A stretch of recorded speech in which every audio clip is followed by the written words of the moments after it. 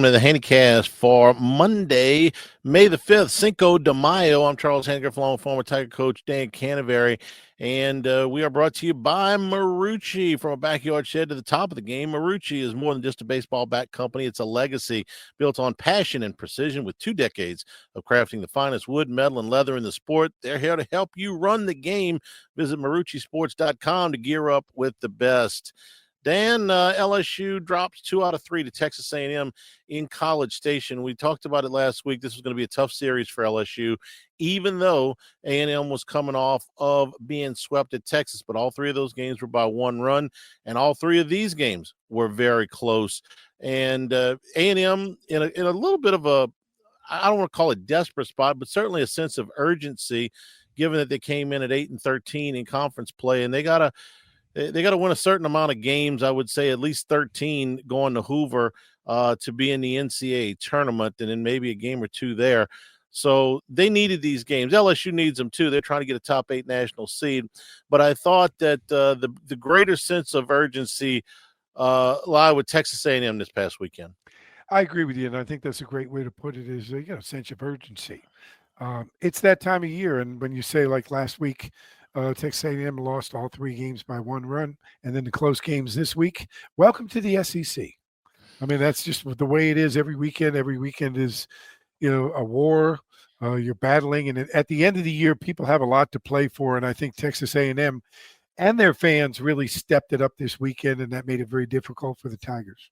And I know people get tired of hearing that.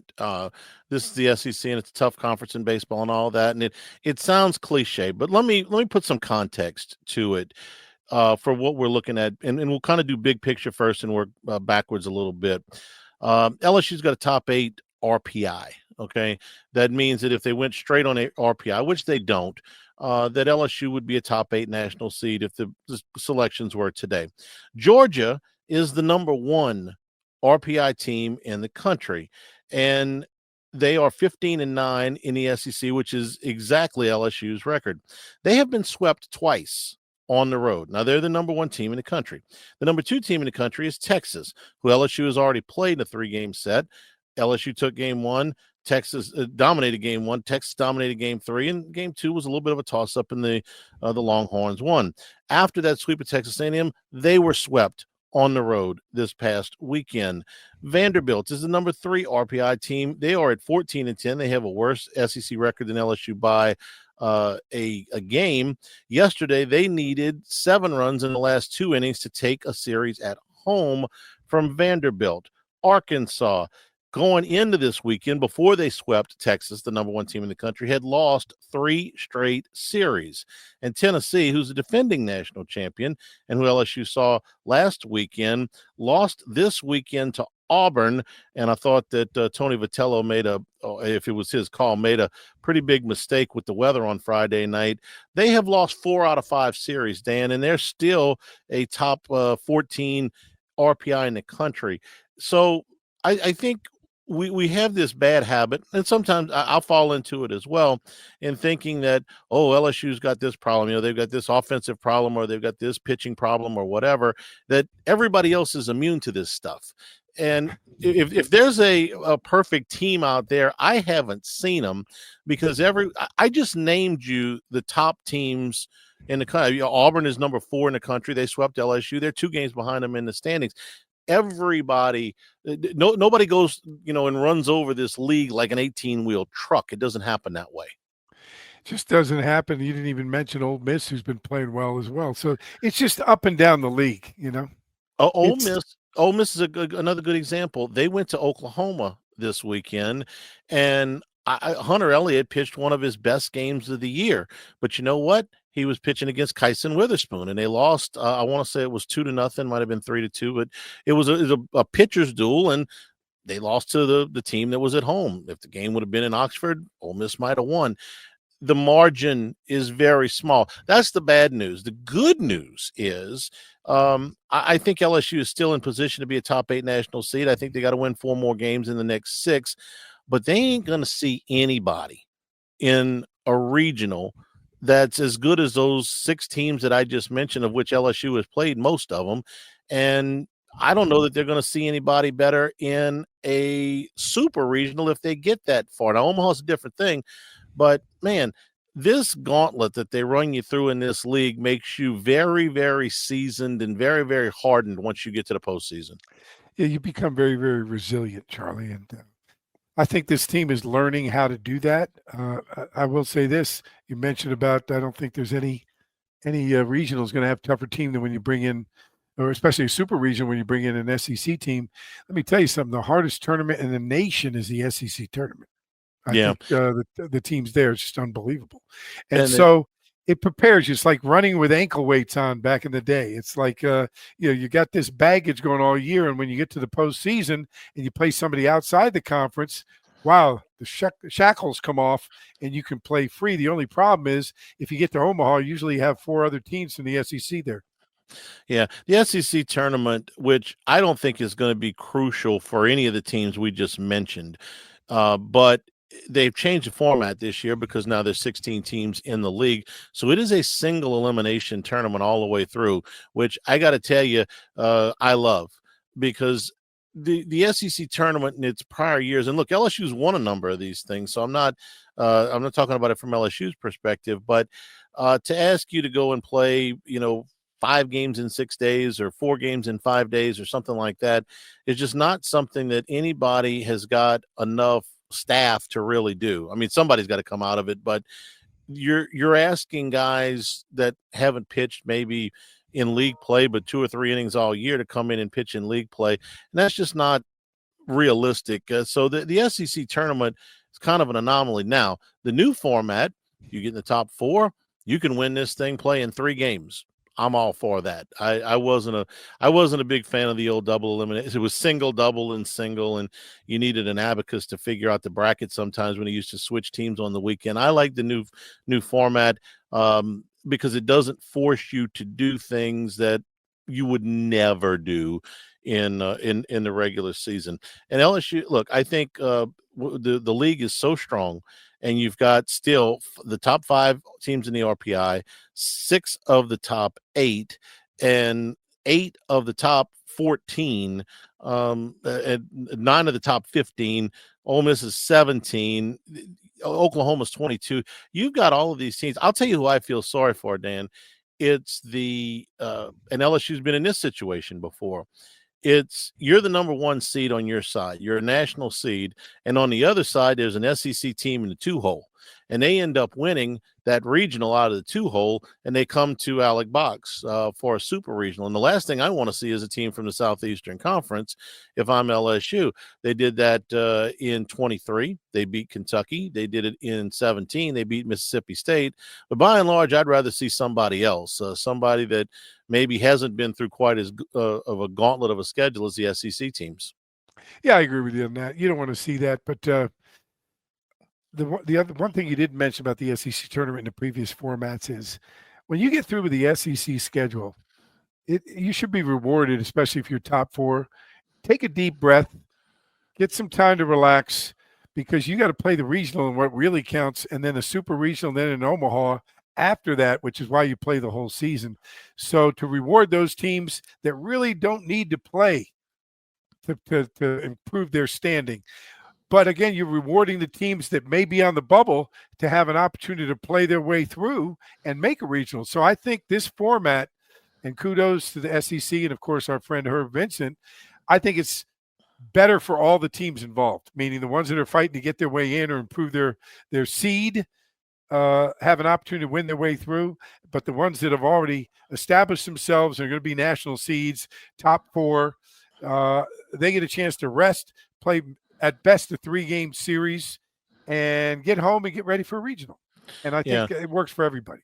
So again, LSU with 6 games left in the SEC in the regular season, you're going up against a team in Arkansas who's coming off with a big sweep against Texas. If you can get that series at home, and I like LSU in this series for a couple of reasons. Number one, because Arkansas is coming off of an emotional, and they handled Texas. They really did a good job, but that was at home at Baum Stadium, and now you're going to come to Baton Rouge for a team that feels like maybe they let one slip away on Sunday.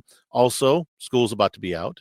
So you get to go play. Doug and I made that very aware. That's Yeah, big. you get to be baseball players, and the student part is over, so you kind of feel like professionals. Everybody feels a little bit better after exams are over, and then the final weekend you got South Carolina, and Florida went into Columbia this week and just blew the doors off. They trailed in the game on Friday night. It was a little bit rain delayed, and then they didn't get the doubleheader in until Sunday, and they absolutely blew the doors off. I think South Carolina's running out of gas a little bit, but I think that there's certainly the opportunity to take that series. You take both of those series, and you're 19-11 in the SEC. I think you're going to be a top 8 national seed unless something really unusual happens, and that's regardless of what goes on at the SEC tournament from LSU's standpoint. But you go take 3 games and you're 18-12. Well, you've left yourself at the mercy of the committee. Then you're going to start to look maybe a little bit at that non-conference schedule, and there's not a lot there for LSU. There's a win against Dallas Baptist, but not a lot else. So you've got, in my opinion, you've got your fate in your own hands here if you're LSU, and you've got, I think, a favorable schedule. That may sound crazy with Arkansas coming in, but you got to play somebody, and you've already played Missouri, so you got that out of the way. You got Arkansas in your park. Go win it, because you're going to have to beat somebody like Arkansas if you want to win a title anyway. And you've proven it. You beat a Tennessee. Tennessee is a top 10 team, and if you can do that, you go to South Carolina, who's struggling a little bit, maybe running on fumes a little bit. Your fate is in your own hands. We're brought to you by Bayou Apparel. If you're looking for anything LSU, go to everythinglsu.com. Made by locals, for locals, and it ships from Baton Rouge. Whether you've got an established brand or one that's new, Bayou Apparel can help you create eye-catching designs that fits your company's message. They do logos, event T-shirts, and promotional items for your business. Call 225-928-9090 or go to the website at everythinglsu.com. So we did this kind of backwards. We'll talk about the baseball from this past weekend. Cano, as an overview of this thing, I thought this played out a lot like a regional or super regional atmosphere. It played because the park was full, because one of these teams was really desperate. You got to win. It felt like everything was a must win, and there were no big leads in this. Nobody ever led by 3 runs. So it felt like, use a skip one, pitch by pitch. World Series baseball. Every pitch felt like the game was hanging in the balance, because it was. And I think that's an excellent prep for the postseason, even more so than if you'd blown them out in one game and they'd blown you out in one game. I think you're right on that, Charlie. And again, it goes to show you that people have to understand how important it is not only to get the regional at home, but to get the super regional at home, because A&M won because they were at home. I mean, it's just very obvious to me that that's a big advantage in those tight ball games. The adrenaline, the fans, the familiarity, you sleeping in your own bed. I mean, there's a lot of things that go into play, which can make the difference in 1 run, 2 runs over the whole weekend. And I tell you what, kudos to A&M. They played their butts off, but the rain out helped A&M, in my opinion, and playing the doubleheader on Saturday, because it changed the whole way LSU can win with their pitching staff, because it basically took a pitcher out of the game. All right, well, let's talk about that, because I thought that it might actually play to LSU's advantage, because I don't think that Kason Evans was available on Friday night because he had pitched on Sunday, but he was available on Saturday. They didn't use him, so he started on Sunday. But I thought they would have both those guys available on Saturday, and maybe they did, because when Cade Anderson, who, by the way, has just been fantastic, 12 strikeouts in 6 innings. He only gives up the 1 run. It's 1 base runner per inning. He appears to be getting stronger, as is Anthony Ianson. We'll get to him in a second. But Zach Cowan is probably who I would have gone to anyway. And this is really the first time. I know he gave up a couple of runs against Tennessee, but that was a different situation. I thought really this was the first time that he got hit in his time at LSU. Yeah, like I said to you off the air when we were coming on, it's the first time he became human. I mean, it's going to happen. Unfortunately, it happened this weekend. But, yeah, he's a guy that the more they get scouting reports, the more video, the harder it is for him to pitch because he doesn't have the overpowering stuff. And coaches can sit down and come up with an offensive plan on how to take advantage of him. And if he's not at the top of his game, it's a very, very difficult matchup. He's got to do some things that are a little bit different than what he normally does if they've got a plan to offset his strengths. Is it because they've seen a changeup? Yeah, they can either sit on the changeup, spin on the changeup.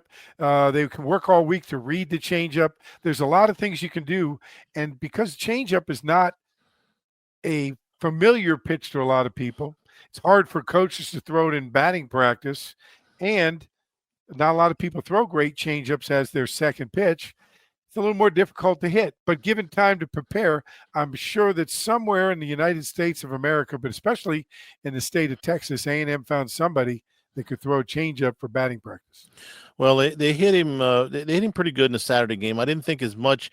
I thought he got a little bit of bad luck on the first batter in the Sunday game, but they hit him on Saturday.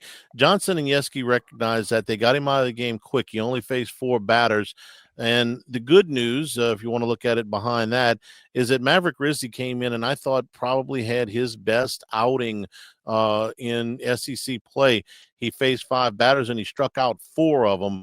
And I used to think this about Florida, Cano, at times under Sully, that it's like how many guys do you have come out of the bullpen that throw 98 miles an hour?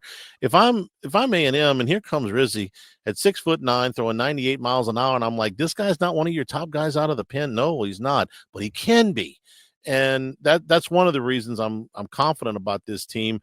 Heading into the postseason is, man, that's how Rizzi's capable of pitching. We'll talk about Shores in a minute. I know these guys are capable of hitting better than they are. If they put this thing together, I think they're going to be really formidable. But Rizzi, you've watched him pitch all year. I thought this was his best outing. Definitely his best outing. Hopefully it's a trend that he continues to have good outings. Bottom line is he's got to pitch with his fastball as 80% pitch and just try to pound it in there and throw a curveball or slider as off-speed pitch a little bit just to show it to him and maybe with 2 strikes. But he's got a lot of potential. We need somebody like him to come out. And for one time through the order, he may be a guy that really carries us in some innings in the postseason. It looks a little bit like at times he's got that arm side run, and it busts in on the right-handers. He's got a little bit of that if he's locating on the inside part, man, he's really, really tough. And I just wonder if that's obviously the velocity's there, but also the fact that picking the ball up out of his hand, he's 6'9". I mean, he's a lot closer to the plate when the ball comes out of his hands. It's a little intimidating when you got a 6'9" guy throwing and it's coming at 99 miles an hour. That's a little scary. I would imagine, for sure. With 25 years of experience, Lake Urgent Care is dedicated to providing quality care close to home. They treat minor illnesses and injuries for ages 3 months and up at 17 convenient locations in Baton Rouge, Livingston, and Ascension parishes, and in Hammond. Plus, they offer occupational health and weight loss solutions. As a seamless extension of Our Lady of the Lake, patients can access care from anywhere with the MyChart patient portal. Urgent care centers are open 7 days a week. You can walk in, check in online, or schedule a virtual care visit at lakeurgentcare.com. Anthony Ianson pitched his best game of the season on Saturday, and this is he's co-SEC Pitcher of the Week. This is one of the best performances that we have seen all year from anybody. 4 base runners, 14 strikeouts, and 9 innings. You don't see too many complete games. This is just LSU's second. But 112 pitches. Cano, when they got to the 7th inning and he's sitting there at 85 pitches, I thought, well, if he can get through, a couple more batters, that'll probably be it. But man, he gets through the 8th inning on, I think it was 8 pitches, might have been 9, and he's in there to finish out, and he is strong in the 8th and 9th inning. So you're the pitching coach, so I'll let you explain this. But here's the layman's view of this. They didn't overwork these guys at any point. They built up the arm strength. They are getting stronger as the season goes along. They're both he and Anderson are both at about 70 innings. here at the beginning of May. So you've got a reasonable workload, and they look like they are stronger now than they were a month ago. Well, the weather's better. They've been throwing. Their timing's well. They're throwing the ball well. I thought the key to the whole thing was the efficiency of Ianson in his pitch count, meaning he was ahead in the counts. He's working. He was not throwing a lot of extra pitches. Coming into this, talking to people, talking about the series, especially with the rain out, I felt that Jay Johnson and Nate Yeske made a decision that we were going to extend these guys a little more than normal because we had to, because of the doubleheader and the kind of lack of relief pitching. Meaning, if Zach Cowan came out on a Friday night and closed, and he still could come back and be real fresh on Sunday, and then you might have to get through Saturday. But I thought that for LSU to have a chance to win the weekend with that doubleheader, that Anderson had to extend past the sixth inning, and that Ianson had to do the same thing to eat up 2 or 3 innings that the bullpen would have normally eaten. And so the fact is they each went about 15, maybe 17 pitches over what they'd done the entire year. And I thought that was a good move by Jay Johnson, extended those 17 pitches, because in the end, you're really looking at 2 to 3 innings more out of your starters. Only 4 pitchers in the SEC have over 100 strikeouts right now. LSU's got 2 of them, in Ianson and Anderson. The third game is the one LSU is going to kick themselves that let it get away. They had a 4-2 lead going to the bottom of the 8th inning. I thought that Jay Johnson managed his butt off on Sunday because he was very nervous about what Jace Laviolette, the leadoff hitter for Texas A&M and a projected top 5 pick in the draft, might do to him. Laviolette's been scuffling a little bit, but he's still capable of beating you. Well, the second time through, they get DJ Primo out of the bullpen to get 1 out, and he struck him out. Then the second time they get Cooper Williams out of the bullpen 1 time, and they struck him out. The third time they get Connor Ware out of the bullpen to go get him, his third left-hander, and he dribbles one towards third base, kind of into no man's land. That you make I know it's so frustrating, Dan, but it's baseball. He makes his pitch. He gets this great hitter, to put one 50 feet out in front of the plate, but it's in no man's land. Braswell did what he could, but he doesn't get there, and Laviolette ends up reaching, and we know how the game ended. But I thought that they did a good job against this lineup for most of the day. I thought Evans battled. I thought the strike zone moved around a little bit on him with 2 strikes. I thought the same thing for Miles Patton, the A&M pitcher. And LSU, this is kind of the silver lining on the weekend, is they marched 5 relief pitchers out there that more or less did their job against A&M. Yeah, I think it was a good outing by everybody. Again, it's baseball. A dribbler. Until you get to Cowan. We'll talk about Cowan in a minute. But the 5 guys that came in between Evans and Cowan, I thought, and I know it's going to show that Ware didn't record an out, but I mean the 2 balls that were hit against him were not. I'm sorry, the one ball was hit against him was a little dribbler to third. Right, but you mentioned something there, Charlie. If you look at the numbers on Saturday, the first game, pitching numbers, you had 4 walks on LSU side, 4 walks and 16 strikeouts. Okay, on the other side, you had 5 and 9. Okay, then in game 2, Ianson, of course, 1 and 14, 1 walk, 14 strikeouts. A&M side, you had 2 and 12. Okay, now all of a sudden, like you said, squeezing the zone, LSU ends up with 4 walks, but only 9 strikeouts compared to what the numbers were before, and only 2 and 8 for the A&M side. So the squeeze made a difference, and I think that it was obviously there. If I wouldn't have been watching the game, if I'd been listening to the game on the radio, I would have known that the umpire was squeezing his zone. You know how I would have known? Why? Because Bill Franquez was complaining about it. Bill complains about umpires about once every other leap year. Okay, so if Bill's upset, I know that they've missed. And what it was, Keno, I thought the zone jumped around with 2 strikes. And that, look, if you got a wide zone, that's fine. You got a tall zone. You got a short. The same. Yes, and I just, that drove me crazy. I thought they squeezed the A&M guys too. I'm not saying there was a bias. I thought it was very inconsistent umpiring, and you know me, the last thing I want to talk about is the umpires. But I thought that they squeezed the zone on the pitchers.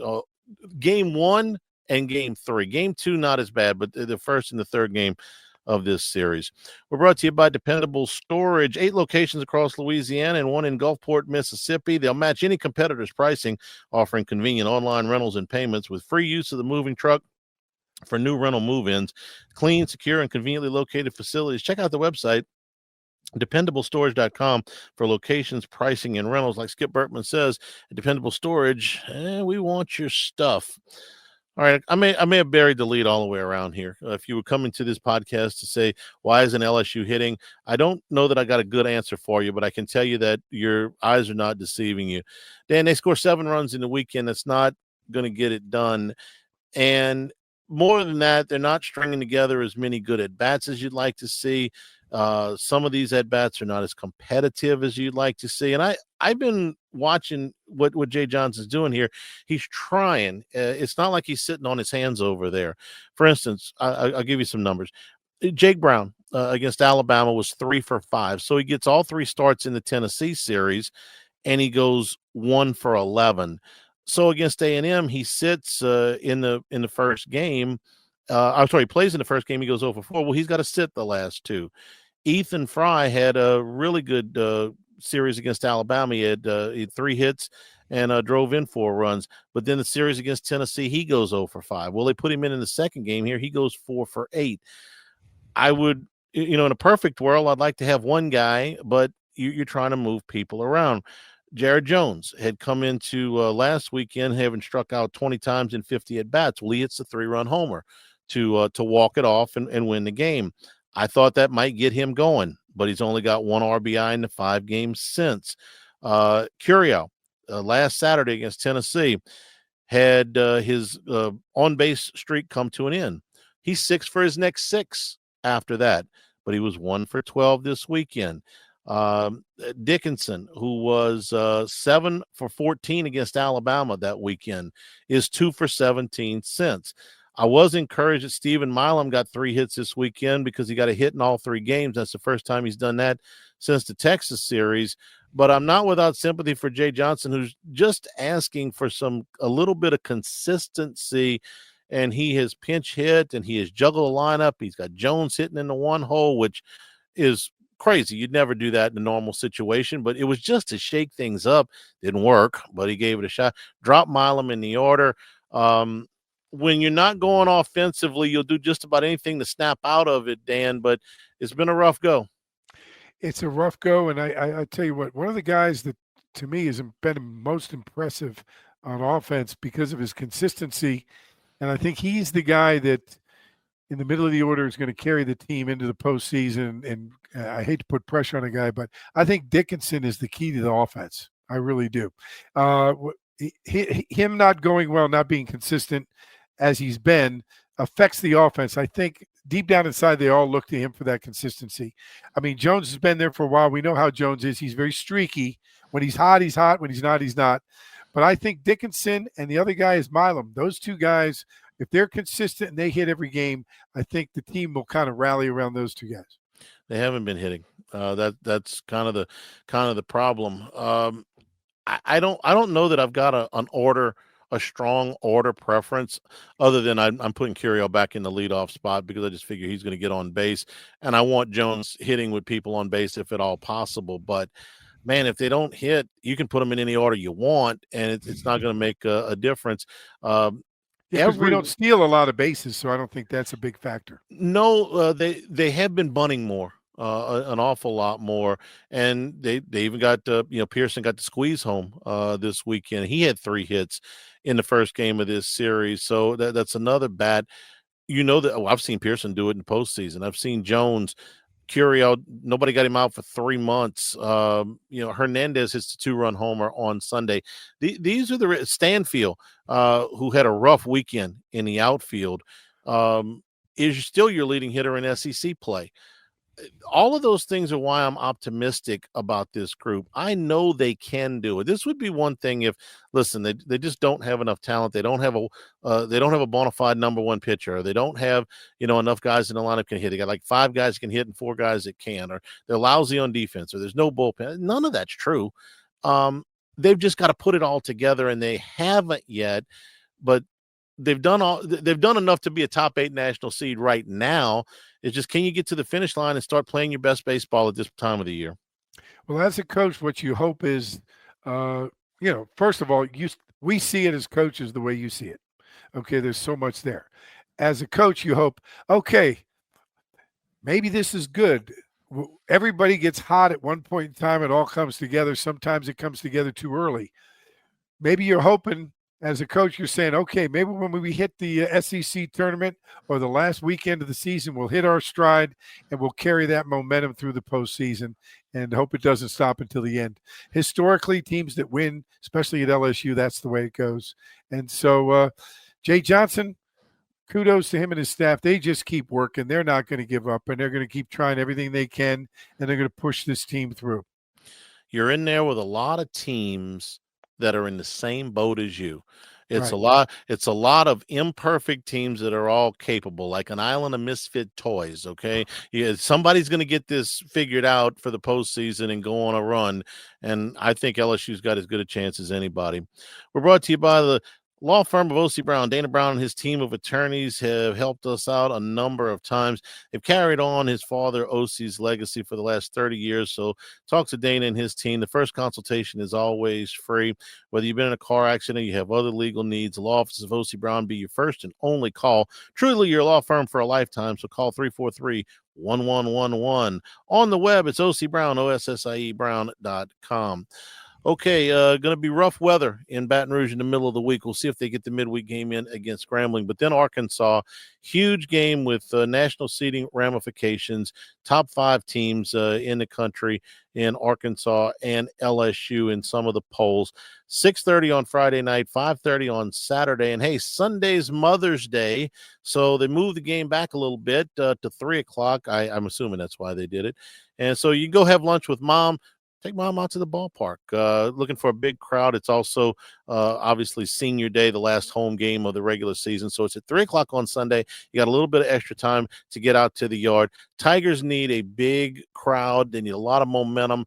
I think this sets up well for LSU. Last week I told you I didn't think it set up well for LSU at all. A&M coming off of those disappointing losses in a desperate spot and at home. I thought it was going to be tough for the Tigers, even though they could have got the series. Here, I think the emotional edge, the urgency edge flips to LSU. I think they feel like they let one get away on Sunday. They're coming back home. School's about to be out.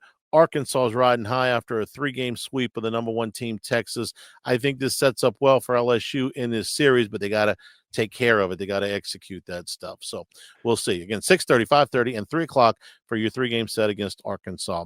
For Dan Canterbury, I'm Charles Hannigrove for Monday, May the 5th, Cinco de Mayo edition of the Hannycast.